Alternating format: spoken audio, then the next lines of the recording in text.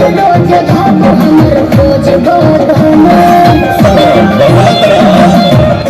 नया 5 तारीख को गाना आएगा। अच्छा, किस कंपनी से?